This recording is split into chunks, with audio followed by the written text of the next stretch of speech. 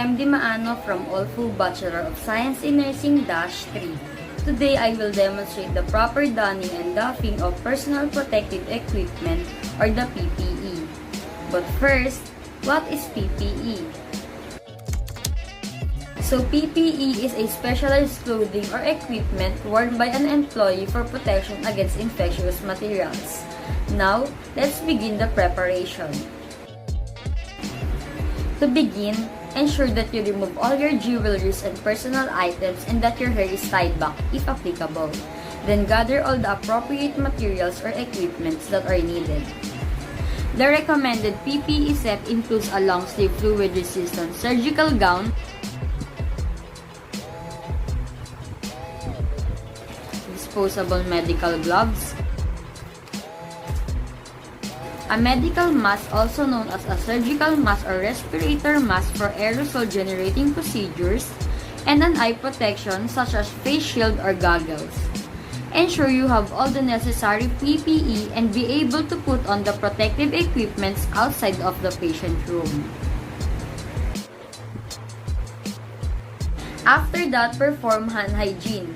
Do the preferred method of alcohol hand rub for 20 to 30 seconds, or if not available or hands are visibly soiled, perform hand hygiene with water or soap for 40 to 60 seconds.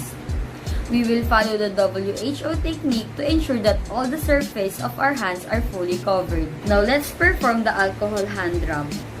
First, apply the product into a cupped hand. Rub hands together, rubbing palm to palm. Rub the back of each hand with interlaced fingers. Palm to palm with interlaced fingers. Rotate the hands in a cup shape.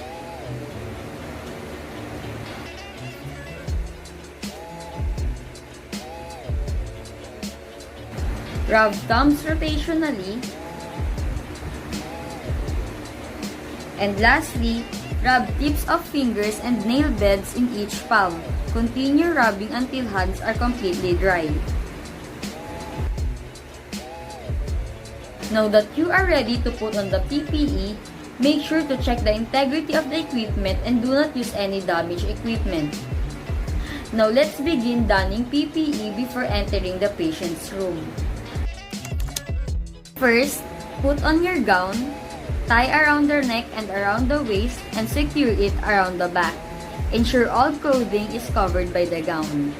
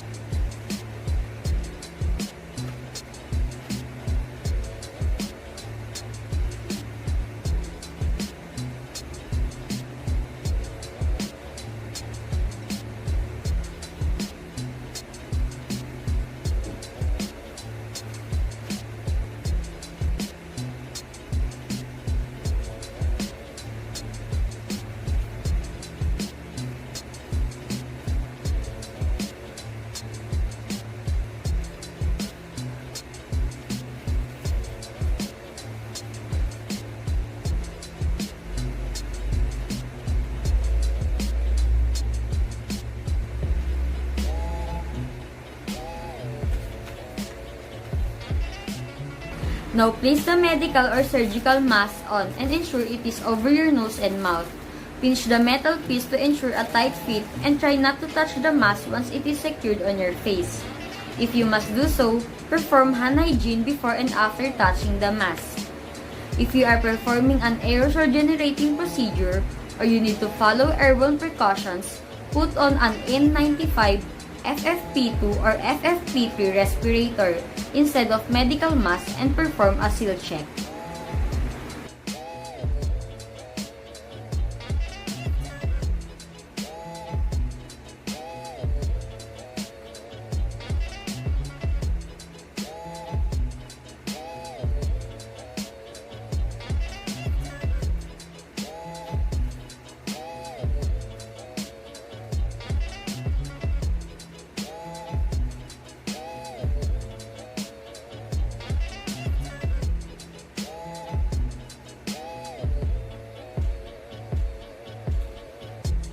In performing the seal check, place your hands at the top and side of your face without touching the mask. Now exhale sharply. There should be no air escaping from the sides of the mask.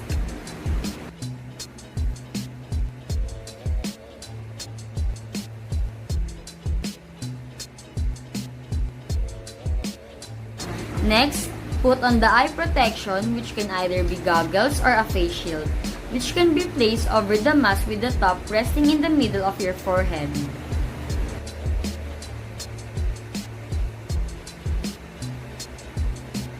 Finally, put on a pair of gloves and ensure they are placed over the cuff of the gown and that no skin is exposed.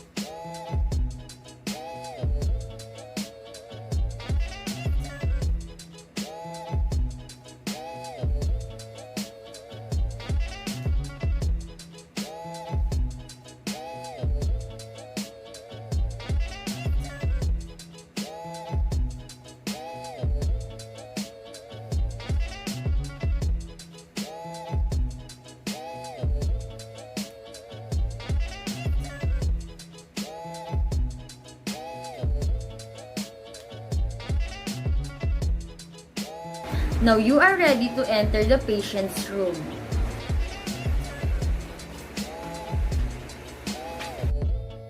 The removal of PPE poses the highest risk of transmission to healthcare workers. Make sure to avoid any contact between potentially contaminated PPE and the clothes, skin, or your face. Now let's begin doffing PPE after going out the patient's room. The first step is to remove gloves using the glove-to-glove and skin-to-skin technique. This is the moist soiled item which needs to be removed first and discarded safely.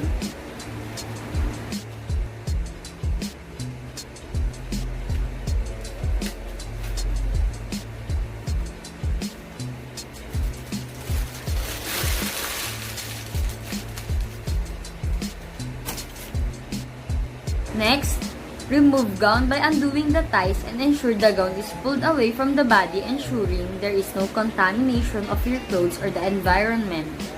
Turn the gown inside out and dispose safely in the garbage or laundry hamper.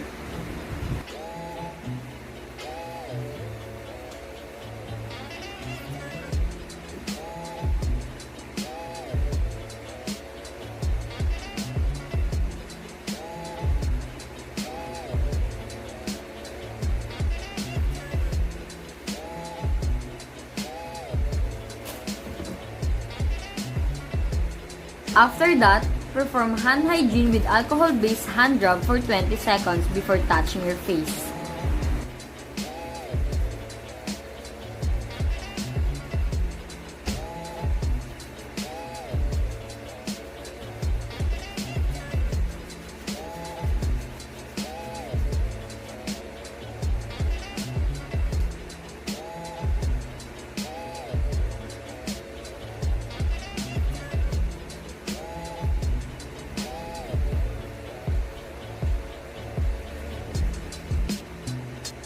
Now remove the eye protection by leaning forward and pulling them away from your face.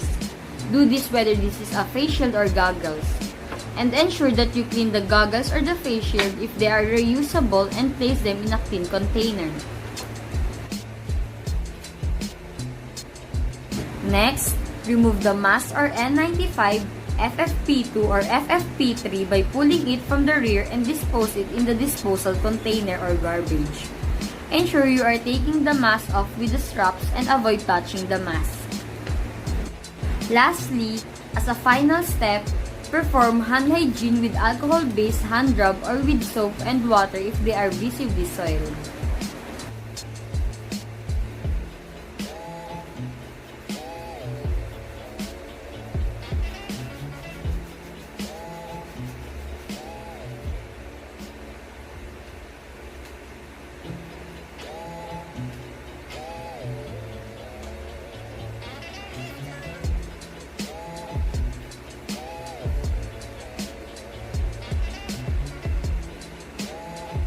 Now you know how to properly do the donning and doffing of PPE or personal protective equipment.